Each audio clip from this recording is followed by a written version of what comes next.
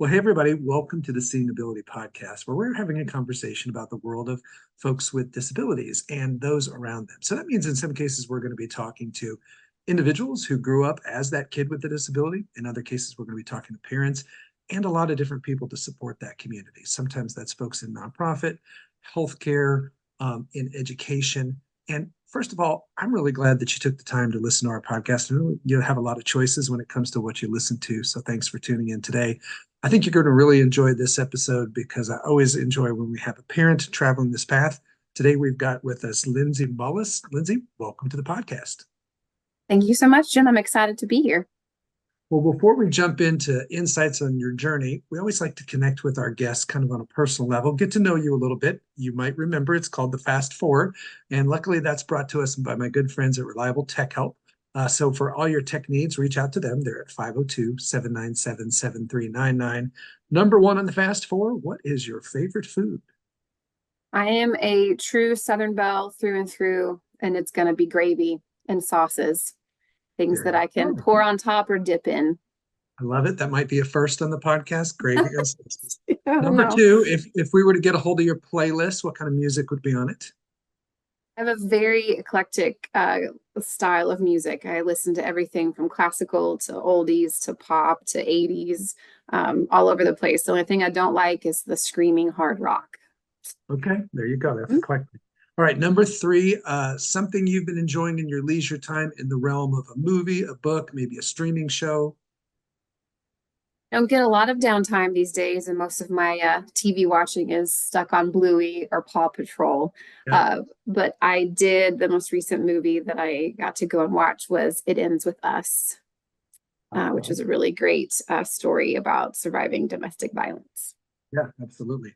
All right, last but not least, if you were to, number four, if you were able to bring back someone from history that you would want to have dinner with, who would that be and why? Love this question. It, for me, is definitely Eunice Kennedy Shriver. And I would want to have dinner with her and talk to her about her journey in, giving birth to the Special Olympics and what that was like. And, it's grown into such an incredible worldwide organization. So I think that would be an incredible conversation to have with her to talk about it at its beginning. Yeah, talk about a legacy and very appropriate to this particular podcast. I love that. And you mentioned about talking to her about her journey. So I guess for our listeners, I'll have you just kind of introduce us a little bit about to you, your family, and how I like to say how you became a member of this club.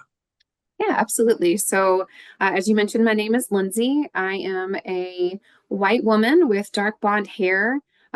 Today, I'm wearing my blue light glasses to help with the screen, but I don't typically wear glasses on a normal day. I am a passionate health professional that's got a lot of background in disability and health. Then I'm also a very passionate disability and health professional as a parent. So I have three lovely young ladies that I am in charge of. The oldest of which, Caroline, we adopted from China when she was 3 years old. And she experiences Down syndrome and a vision disability. So I also include a tired mom as a part of my identity. And so if that's something unfamiliar to your listeners, whenever I do an introduction, I like to make sure it's an inclusive introduction. So for folks that aren't watching online or can't see because they have a vision disability, or you're listening on your headphones to know who I am, what I look like, and what identities I bring to the conversation today. And that being Caroline's mom and as well as her sisters is definitely a very important lens, especially because we adopted Caroline knowing that she had Down syndrome. So Mhm. we, or I guess, our family intentionally joined the club. We signed up for it versus getting a raffle ticket. So I think that's a unique aspect to the lens that I bring to this journey. Yeah, absolutely. And you said three girls, and then you also said tired mom. So that Yeah. makes a lot of sense. Yes. Yep.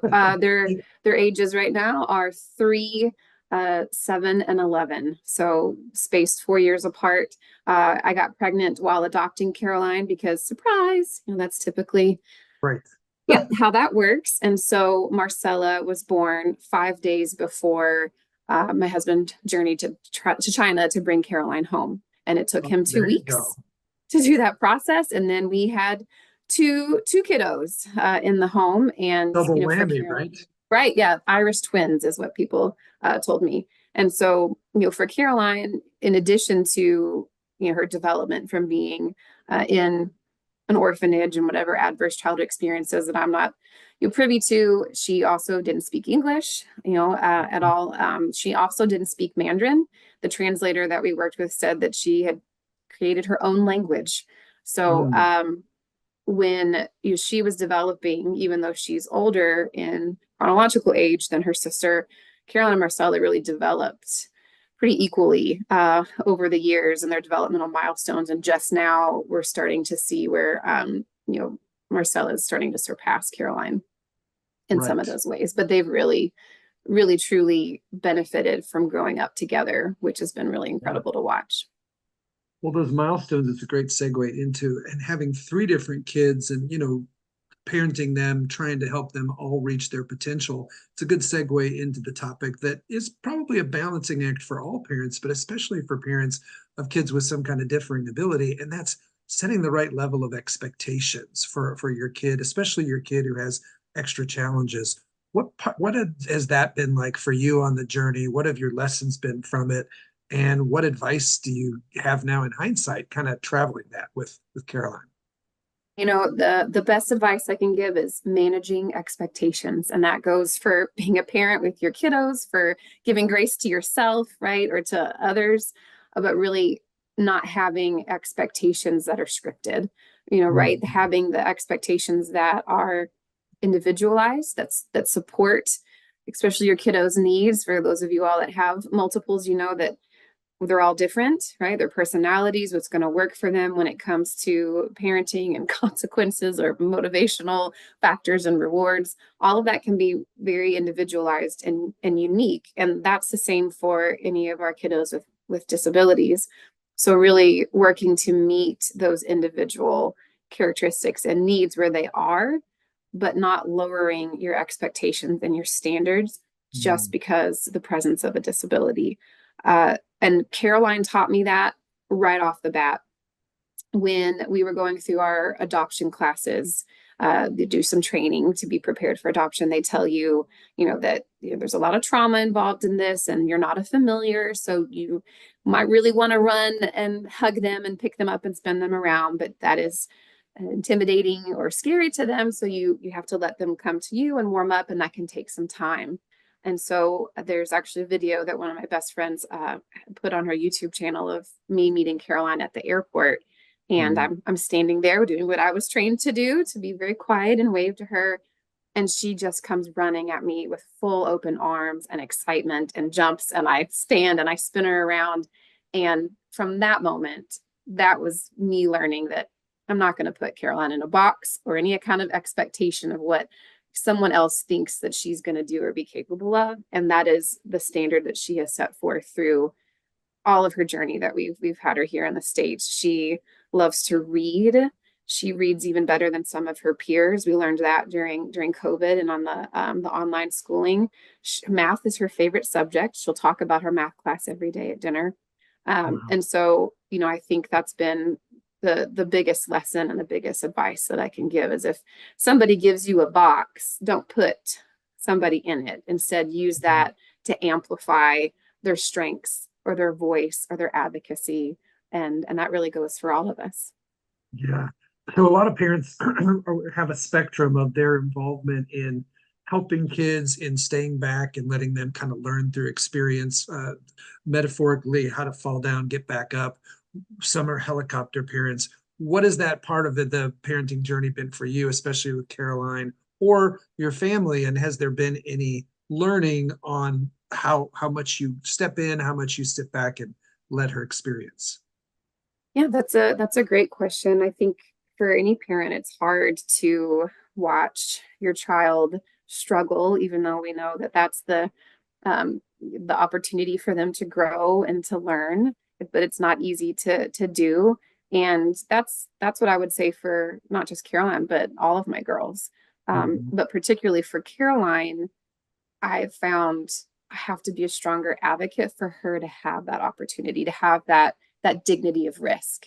right? So Mhm. have that opportunity within her world to learn from those things. And the biggest example for me with that is within the school system.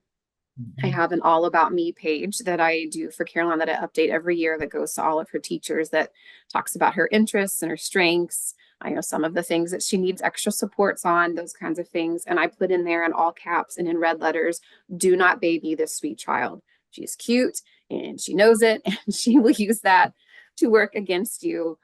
Because so often I think in her experience with adults in the school system, they they lower those expectations and those bars, Right. and they don't give her those opportunities. And then I come along and she sees me and I'm like snapping and, like, stop it with the baby voice. We're not gonna stomp our feet and have our little outbursts, like, get to work. So I'm pretty hard on her in that sense, and even probably more hard on her than I am with her sister. But that's because I know how capable she is, and I Right. want to make sure she's given that opportunity to show that. I love that. That is so. Having three, I think a big concern for a lot of parents is what's the impact going to be. Inherently, there might be a little more time, therapies, different things, a little more focus on the child who has a different ability, and how's that going to impact the siblings? How's it going to impact the whole family? What's that part of the journey been like for you guys? Yeah, and that's something for me that I have at the forefront of my mind because I do work in the field of disability and health, and so there are quite a few siblings that are colleagues of mine that I work with that provide that experience and that lens. And so, they're adults, and so thinking about the things that they're experiencing and talking about with taking care of their loved ones, wanting to prep Caroline's sisters for knowing like what that can look like for them. And even though they're so young, still putting that foundation of just understanding and again managing those expectations. And there's two ways that I do that. And one is helping, since my kiddos are young, them understand what Down syndrome is, or Caroline's vision disability, her unique experience of disability, and trying to get them to understand what that's like and how that's different, how Caroline might need extra time with something, or how we're not going to finish her sentence for her when we're talking at the dinner table, working with them on those frustrations where they might not understand about her differences. So being accepting of them instead of being frustrated with them, and then also celebrating them. We have a lot of children's books about celebrating differences and uniqueness, and really trying to instill that in them. But also helping them understand, this is my favorite story about how I've explained this to a child, is we live on a farm, a very Kentucky thing, on a horse farm. And so my girls were learning how to go potty in the grass because sometimes you're just too far from the house. And physically, Marcella nailed that on the very first try. And as you can imagine, poor Caroline was unsuccessful, does not have the muscle coordination to be able to do such a uh, fun farm adventure, and was really upset about it. So we had a conversation about just why that is and how it might be more difficult. And that turned into a conversation from Marcella about, well, she'll drive before me. I'm like, no, baby, she probably won't, but she'll go to college before me. And I'm like, no, she gets to stay in school until she's 21. And answering those questions, and the sweet innocence of her younger sister not understanding why, and being Mhm. able to talk about that. So that's the first part of the managing the expectations and celebrating and understanding the differences, but then also to recognizing that there's going to be times where the world has those expectations, and it's going Mhm. to fall on Caroline's sisters to be an advocate for her. So I've taught them what the word advocate means, and how to stand up for Caroline because she's going to need some help with her voice, and them being her sister that's going to fall on them to do that, especially if mommy's not there. And then I love to tell you that actually happened this past summer. Um, my my my birth children are just like me, very fair complected and blonde. And Caroline is our little China doll with beautiful dark hair and darker skin. And so there were some kiddos at the summer camp that were accusing them of not being sisters. Um, Mm. and Marcella got evidently real sassy. So the teacher told me, got real sassy and said, every family looks different and you don't have to look alike to be a family and to love one another, and you should celebrate differences, and she's my sister and I love her. And the teacher said she was about to interject and just step back and let Marcella do her thing. So I love that in thinking about their bond, and what that'll look like as they get older. I'm kind of thinking there's a future podcast guest in Marcella, maybe You down the know road what? when she gets a She little can older. talk. I'll be Oh, if you want to yeah. have a young sibling perspective, I'm sure they would give you a good show. I love that. All right. Well, I've got another big topic, but first, let's take a short break.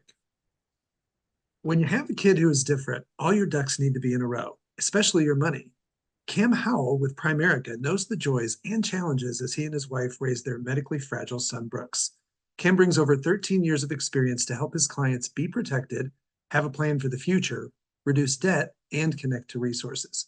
Get your financial house in order so that you can enjoy every moment with your child. Reach out today at 502 803 5075. And now back to the show.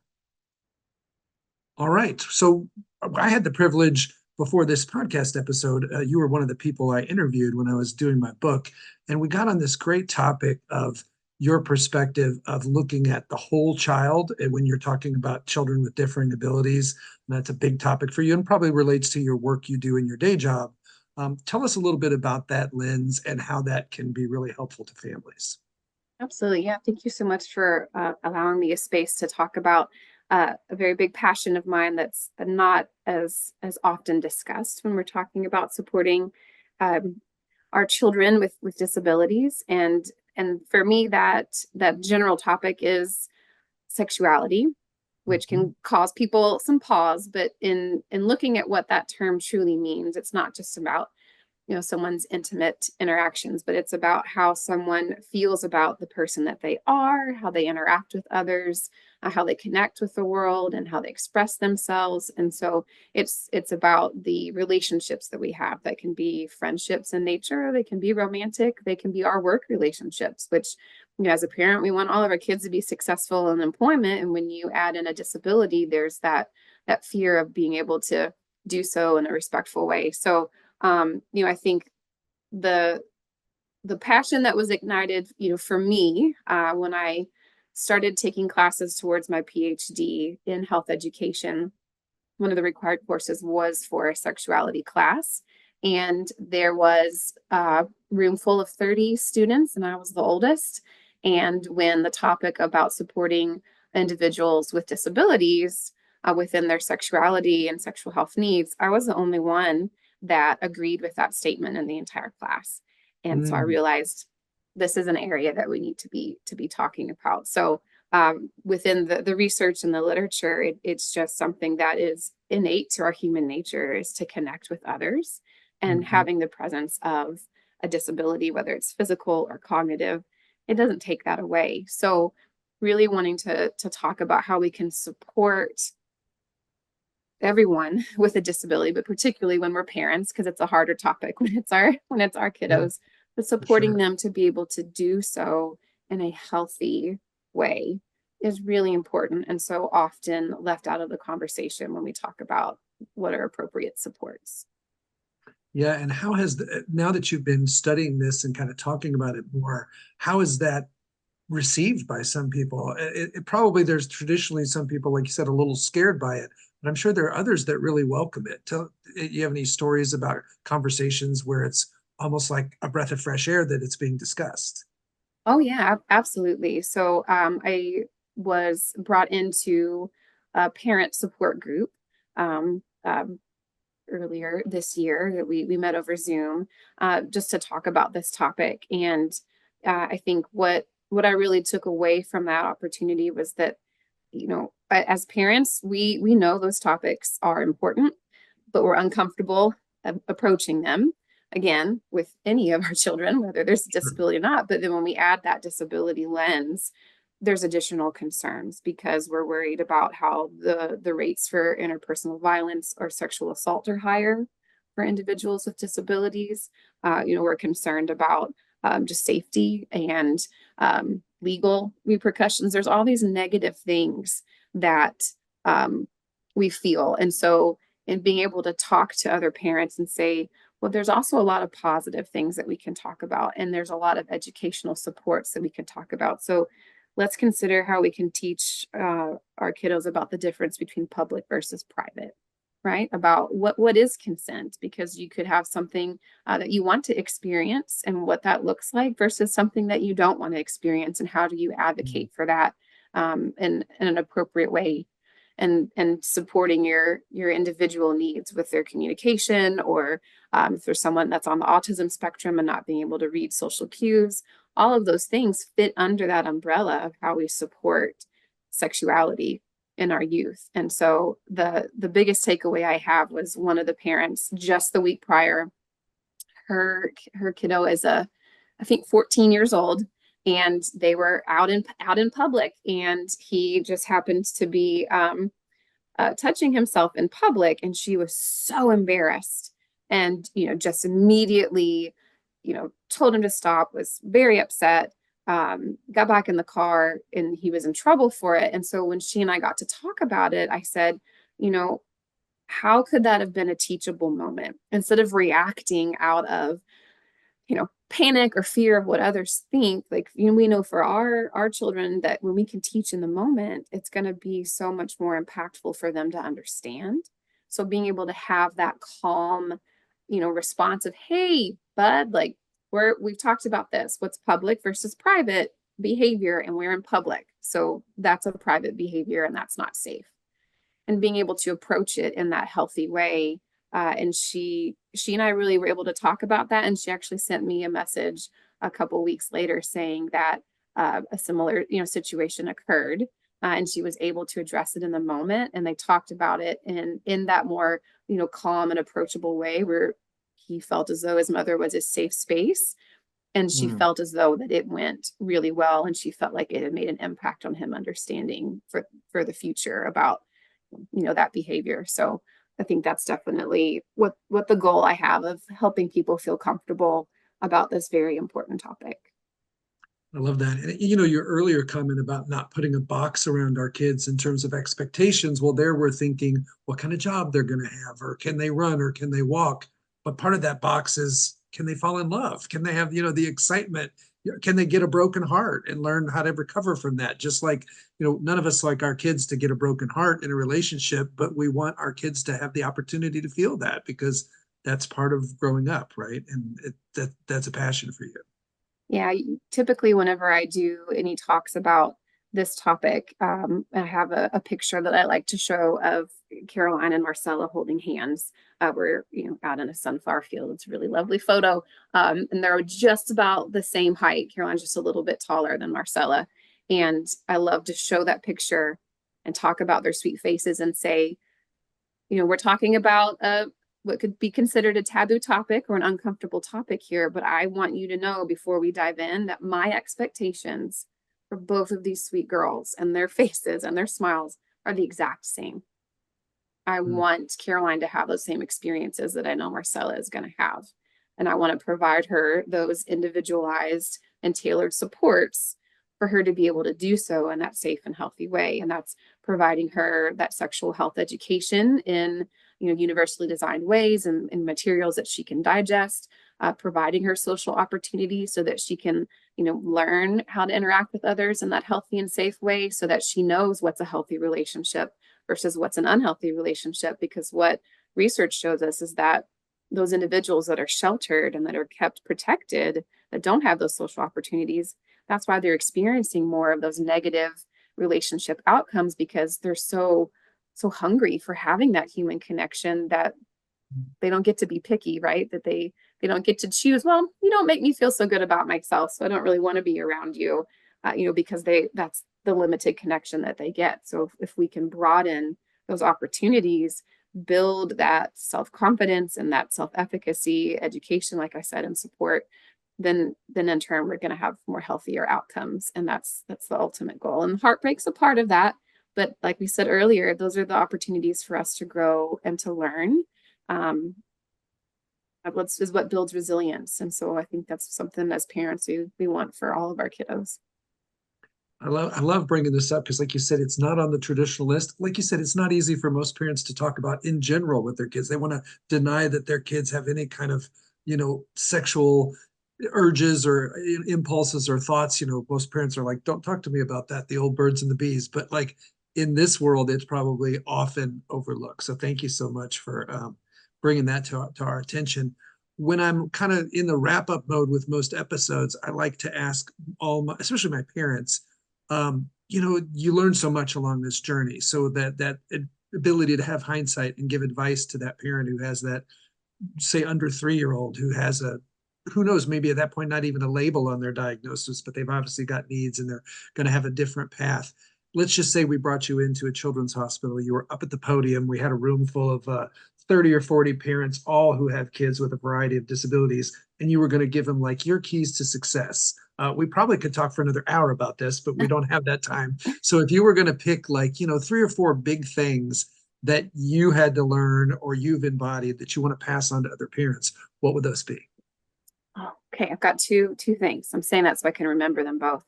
And the first one, in that big, broader sense, is really about, meeting those individual expectations. So when we talked about adopting Caroline and knew about her disabilities, which actually we didn't even know fully to the extent of what her disabilities were when we adopted her. My husband asked me, like, is she going to graduate? Is she going to live with us for the rest of our lives? What will our retirement look like? And my answer was, I don't know, because we don't know her. We're going to love her and we're going to support her to be the most independent and well-rounded individual that we can, and she'll show us what that looks like.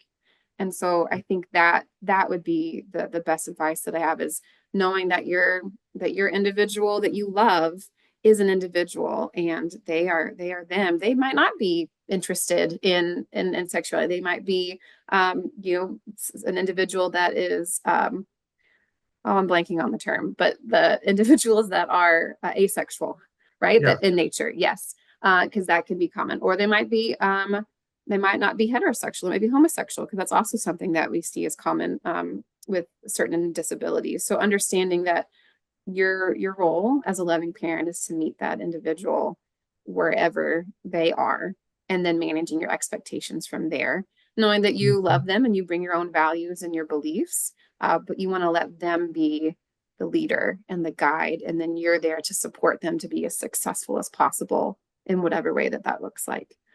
So that's my broad podium statement. And then specifically to this topic that we've talked about, one of my main advocacies is, please teach your kiddos proper terminology for genitalia. See, that sounds really simple, also sounds really scary for some folks, right? But it is so important on so many different levels that is what we're doing for our children, especially with disabilities. Like I mentioned, there is a higher rate of violence and abuse. And so being able to have that vernacular, if we're dealing with a law enforcement system, that's really important. Secondary to that, if they understand what those body parts are, that they can, be respectful, and being able to understand if someone's having a conversation, whether it's medical or vulgar in nature, right? But then also too, for me with my girls, I want them to have body confidence. right. And I think for dealing with disabilities, there's so much to already overcome with barriers on body confidence, or, with the way that society views sexuality.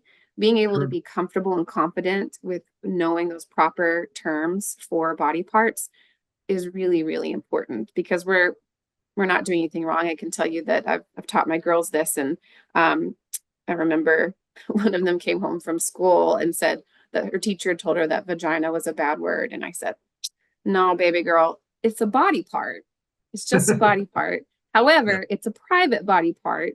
And because it's private, it can make some people uncomfortable. So that's why we don't need to go out, using that word in everyday language, or because it's private, we don't need to be touching it. Like, we can use that as our conversations sure. about that healthy image of our bodies and how it interacts with society.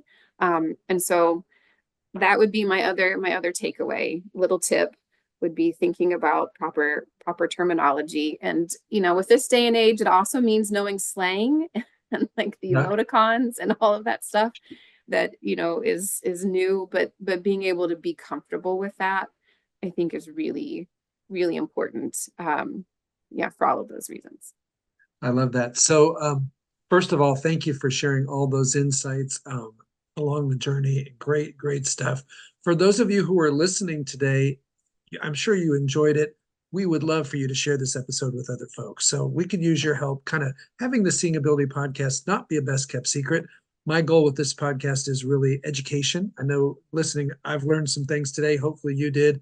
I think we all need that dose of motivation. So every time we have a guest, I feel inspired to be an advocate on this path. And then last but not least, it can be isolating. And so I'm hoping this podcast really becomes one more layer of your village. We can build community by people connecting to it. So probably all of you listening, you're part of a parent group, a mom's group, you go to a therapy center, you obviously have a pediatrician, you have all these other people that are in the community supporting those with differing abilities.